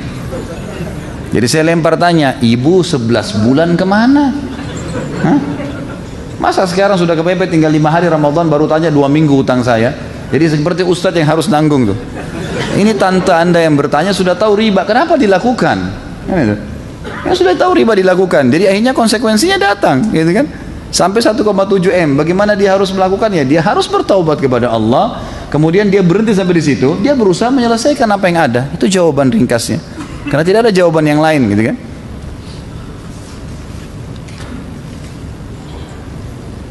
Tahun lalu saya bangun rumah. Sebelumnya saya taruh di deposit. Waktu itu belum tahu hukum riba. Bunga dari bank tersebut 42 juta. Ada sebagian sudah saya berikan kepada orang yang perlu. Pertanyaan saya, sisanya selain untuk kepentingan umum jembatan, maksudnya mungkin bunga bank kali ya? Iya. Apakah boleh saya berikan kepada orang yang terlilit utang, orang sakit mau operasi, non muslim yang sedang kesusahan? Jadi lebih bunga bank itu difatwakan oleh para ulama dibolehkan, bank konvensional ya, dibolehkan untuk dikeluarkan untuk kegiatan sosial, perbaikan jalan, kemudian sumur, paving blok, got, selokan, jembatan, itu semua fatwa ulama dibolehkan. Karena dikhawatirkan, ini sebab pertanyaannya muncul, karena banyaknya pengusaha-pengusaha muslim dari Timur Tengah yang punya rekening di bank-bank konvensional di Amerika dan bunganya sangat besar, mereka tidak pernah sentuh. Akhirnya diambil oleh orang Yahudi, orang-orang Nasrani, lalu mereka lakukan untuk kegiatan agama mereka. Yang Yahudi pakai untuk beli senjata bunuh orang-orang muslim di Palestina, yang Nasrani buat bangun gereja. Akhirnya ditanya bagaimana hukumnya nih? Akhirnya keluarlah fatwa ulama, jumhur ulama mengatakan boleh ditarik, tapi itu menjadi hukum uang ya, tidak ada pemiliknya. Dianggap sudah tidak ada lagi pemiliknya, diambil, dikeluarkan, haknya Allah. Dan itu karena dasarnya dari hal yang haram, maka harus dilarikan kepada hal-hal yang sosial saja. Kalau tadi ditanyakan bolehkah saya kasih orang terlilit utang, ini ada sedikit dari pendapat ulama, tapi yang lebih kuat, lebih baik kepada kegiatan sosial. Non muslim pun yang dalam kesusahan ini lebih baik tidak usah dikasih dari situ, tuh dikasihkan kegiatan sosial aja, ya, kegiatan sosial, buat WC umum, jembatan, ya, perairan dan seterusnya. Apa hukum jual beli valuta asing seperti dolar? Karena ada yang berpendapat bahwa perbedaan selisih ketika kita membeli dan menjual dolar tersebut dianggap sesuatu yang syubhat? Enggak, boleh saja, karena memang kan nilainya berbeda. Uang itu sama, ya, uang itu kalau berbeda nilai memang ada kursnya, itu tidak ada masalah. Tidak ada masalah, karena itu nilai sama dengan gandum ditukar sama misalnya ada beras ketan sama beras biasa, gitu kan? Dua-dua sama jenisnya beras, tapi harganya memang beda, karena memang ini lebih mahal, mungkin lebih susah. Seperti itulah. Jadi kalau kita gandum misalnya harganya 20.000 per kilo, beras biasa 10.000, untuk ditukar supaya tidak riba harus 2 kilo beras biasa diganti dengan sekilo beras ketan misalnya, karena nilainya harus sama, sama dengan kurs uang di sini.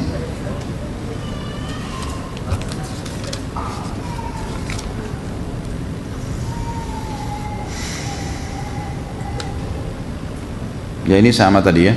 Apa hukum bunga tabungan, bunga biro, deposit dan bunga sejenisnya boleh digunakan untuk kegiatan sosial, misal membangun jalan, jembatan ataupun membangun masjid? Masjid nggak boleh, membangun masjid nggak boleh. Kegiatan sosial, masjid nggak boleh sama sekali. Masjid tidak boleh masuk uang haram, tidak boleh sama sekali. Bahkan pendapat yang lebih kuat, zakat mal aja nggak boleh pakai bangun masjid. Karena makna fisabilillah memang jihad. Ada pendapat kecil ulama mengatakan salah satu dari 8 penerima zakat adalah ada kata-kata fisabilillah. Ini bukan cuma jihad tapi masuk sebuah kegiatan termasuk bangun masjid. Tapi ini pendapat yang marjuh, bukan dinomorsatukan oleh para ulama. Yang didahulukan adalah fisabilillah di jalan Allah. Kalau uang zakat saja yang memang kemungkinan besar dia adalah uang yang suci, tidak boleh bangun masjid, apalagi bunga bank yang tidak boleh, jelas. Jadi ini hanya untuk kegiatan umum saja tadi ya.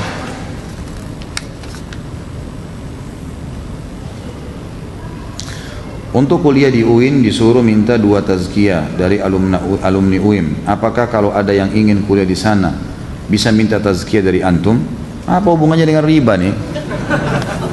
Boleh insya Allah, silahkan. Tapi saya harus tahu dulu orangnya, karena tazkiyah itu berarti saya memberikan rekomendasi karena saya kenal dia. Kalau saya tidak tahu gimana caranya, saya harus tahu dulu siapa dia. Ada seorang tukang servis elektronik, misalnya ada pelanggan mau benerin TV-nya yang rusak, terus di salah satu komponen di rangkaian TV itu ada yang rusak, diganti dengan komponen dengan harga 10.000, akhirnya bisa normal kembali, tapi dipatok biaya total 50.000 buat servisnya. Apa hukumnya dengan tukang servis itu? Apakah dia termasuk makan uang riba? Tentu saja kalau dia individu tidak ada masalah, tapi dia bilang dari awal, gitu kan? Ini 10.000 alatnya, 40.000 jasanya. Atau dia bilang ini alat sama jasa saya 50.000 rupiah. Setahu saya itu nggak ada masalah. Kalau individu. Kalau lembaga, tergantung apa kesepakatan dia dengan lembaga. Diikat akad apa saya? Misal lembaga mengatakan kamu boleh datang ke konsumen dan hanya boleh memberitahukan harga apa adanya. Ini ada listnya. Servis perbaikan ini 25.000, 35.000 ada harganya, dia nggak boleh naikin dari itu. Komponennya begini harganya, begitu saja. Itu kalau instansi dia harus ikuti akadnya. Tapi kalau individu ini Allah alam masih boleh.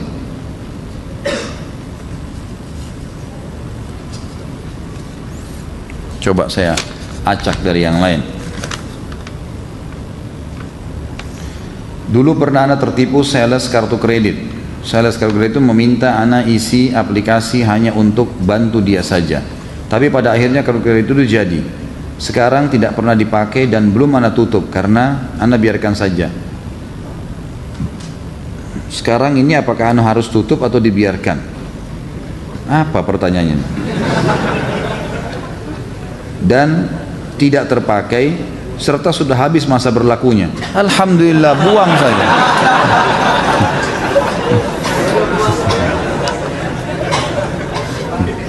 Ini makin lama jemaah saya makin manja ya. Pertanyaannya pada hal-hal yang kecil-kecil. Sudah mati, alhamdulillah, buang, jangan buka lagi. Apakah mendapatkan pahala menggunakan lebihan riba atau bunga deposit bank untuk sedekah ke orang miskin? Enggak ada pahalanya. Uang haram kalau dikeluarkan untuk kegiatan sosial tidak ada pahalanya. Biar anda bangun 1.000, buat 1.000 sumur, buat 1.000 jembatan, kalau dari uang riba, bunga bank tidak ada pahalanya. Itu harus dipahami ya, beda itu. Yang ada pahalanya sedekah dari uang yang suci, itu baru bisa. Kalau enggak bisa. Ini kembali kepada hukum asal. Uang itu kayak tidak ada pemiliknya. Kembali kepada kegiatan itu.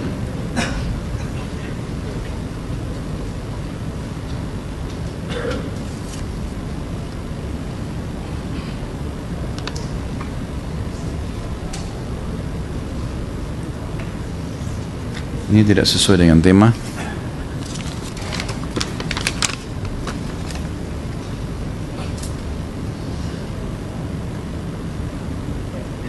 Memiliki saham di bursa efek dan ikut andil dalam penanaman modal secara aktif, apakah termasuk perbuatan riba? Tergantung perusahaannya, tergantung sistem perusahaan. Jadi yang dalam Islam itu masalah boleh ikut saham atau tidak dilihat perusahaan itu ya bergerak di produk apa, ya. Modalnya dulu ya, modal, produk, dan sistem. Ini tiga. Kalau ini semua tidak ada pelanggaran syar'i, boleh Anda ambil saham di situ, tanam saham. Ini yang saya tahu, Allahu a'lam. Tapi kalau ini saja sudah syubhat, maka tidak boleh. Maaf teman-teman, ini kayaknya tidak bisa saya baca semua ya, terlalu banyak.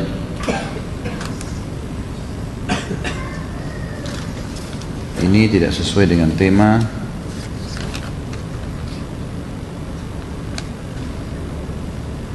Ini juga masalah sholat.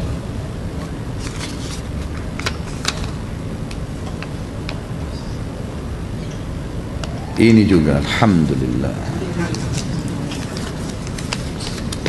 Pak Yoyo sudah bilang semuanya. Apakah haram hukumnya memakan uang pensiun setelah keluar dari bank konvensional?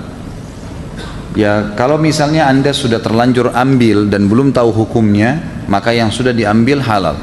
Tapi kalau sekarang sudah tahu hukumnya, maka tidak boleh diambil. Tadi sudah kita jelaskan hukumnya itu. Sudah jelas riba. Jangan tergiur dengan jumlahnya.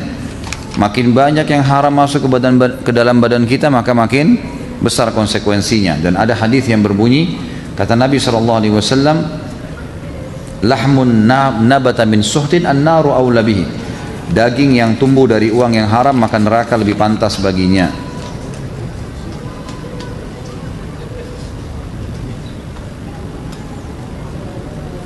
Ana sungguhnya telah taubat. Dulu ana pernah mengambil uang bos dan sekarang ana ingin kembalikan. Bagaimana ana seharusnya kembalikan? Apakah ana harus langsung transfer ke nomor rekeningnya, atau jika ana jujur, ana takut malah dipolisikan? Bagaimana seharusnya menurut Ustaz? Uang haram harus dikembalikan temanku, harus dikembalikan kepada pemiliknya, disampaikan apa adanya dan tidak usah khawatir, insya Allah. Jadi kita mengatakan kepada dia, setahu saya dulu ada dana sekian dan kayaknya masuk kepada saya baru tahu hukumnya dan ini tidak boleh, saya akan kembalikan, insya Allah. Dengan niat baik Allah akan tutupi kesalahan Anda, insya Allah. Kan? Karena kalau ditransfer tanpa diberitahukan, bagaimana caranya orang bisa tahu? Mungkin tidak diketahui, malah mungkin bisa disalahgunakan dana itu nanti kalau tidak tahu dari mana asalnya. Tidak usah khawatir, insya Allah. Kalau niatnya ikhlas membicarakan baik-baik, karena memang saya betul-betul jahil, tidak tahu dulu, sekarang saya tahu hukumnya, saya harus kembalikan gitu.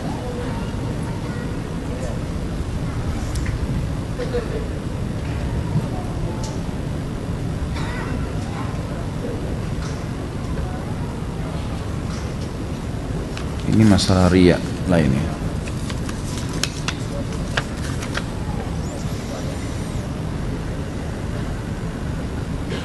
Apakah boleh kartu kredit digunakan pada saat darurat atau musibah namun dilunasi tepat waktu? Lebih baik dihindari, lebih baik dihindari. Masalah ada musibah, kita justru musibah itu teman-teman sekalian saatnya kembali kepada Allah. Jangan justru menjerumuskan diri pada yang haram. Insya Allah dengan kembali kepada Allah Subhanahu Wa Taala, Allah kasih jalan keluar. Dan harus diikuti dengan keyakinan itu, insya Allah. Ini sama juga.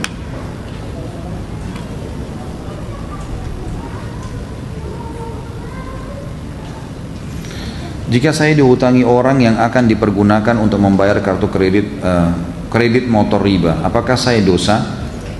Kalau dia membayar, dia ingin bertaubat dan ingin melunasi riba yang terjadi, maka Anda tidak berdosa, malah berpahala. Membantu orang melepaskan diri dari hutang. Saudara kita punya kredit, kemudian dia tahu hukum riba, lalu dia ingin melepaskan diri, tapi dia tidak bisa bayar. Lalu kita diminta untuk membayarnya, kita membayarnya, tidak ada masalah, termasuk sama masalah bunganya, karena kita melepaskan dia dari hal yang haram, itu malah berpahala insya Allah, tidak ada dosa di situ. Mohon nasihat untuk mengatur waktu yang berkah. Saya karyawan yang terikat jam kerja 7 sampai jam 7 pagi sampai jam 6 sore.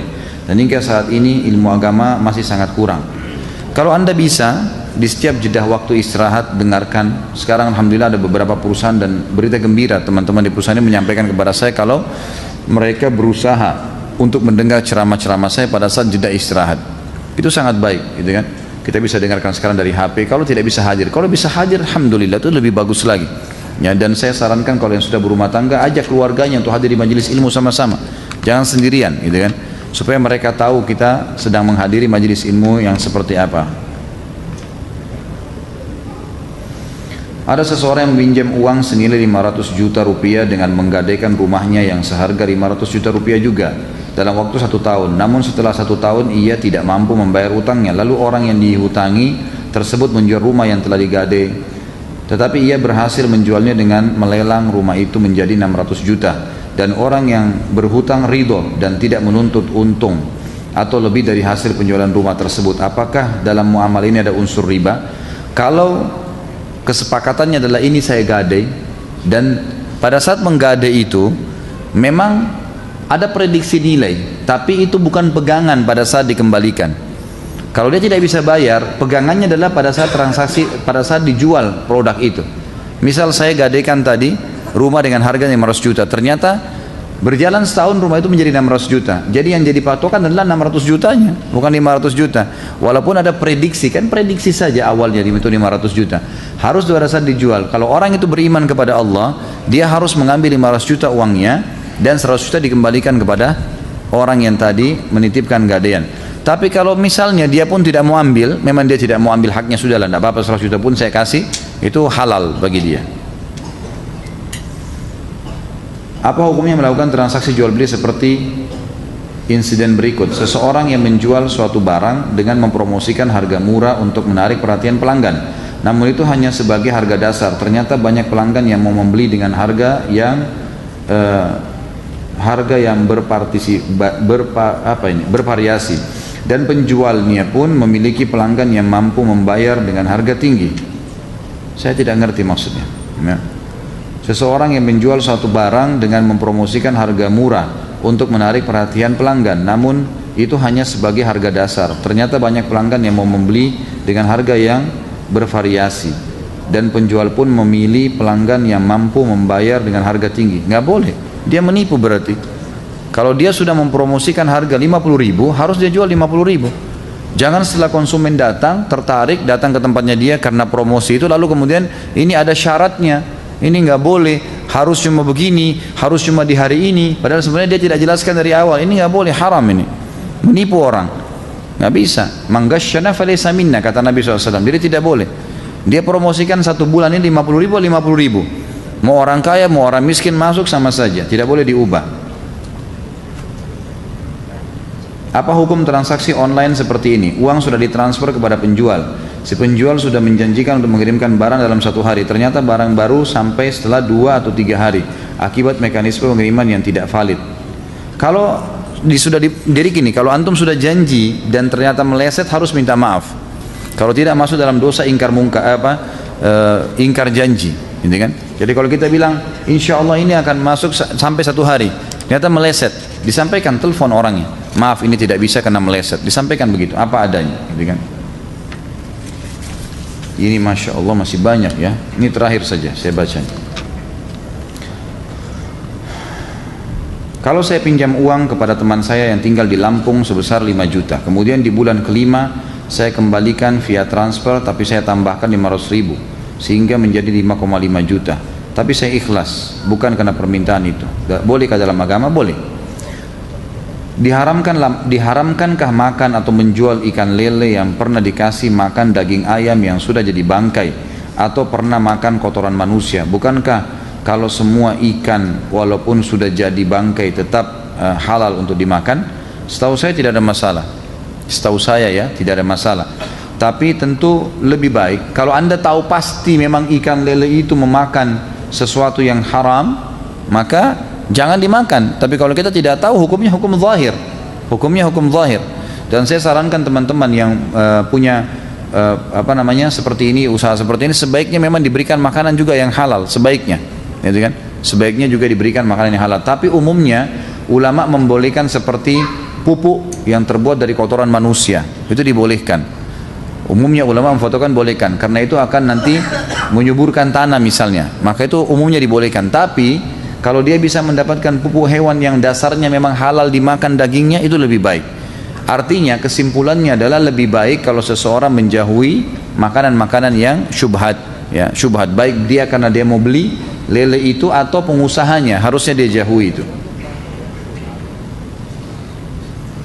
Wah, ini sudah pertanyaan lain yang ketiga, masalah selingkuh dan zina. Baik, mohon maaf mungkin tidak bisa saya jawab semuanya. Insya Allah kita tutup sampai di sini dulu. Kalau ada benar dari Allah, kalau ada salah pasti dari saya, karena kebodohan dan juga kedangkalan ilmu saya. Semoga Allah mengampuninya. Subhanakallahumma wa bihamdika asyhadu an la ilaha illa anta astaghfiruka wa atubu ilaik. Wassalamualaikum warahmatullahi wabarakatuh.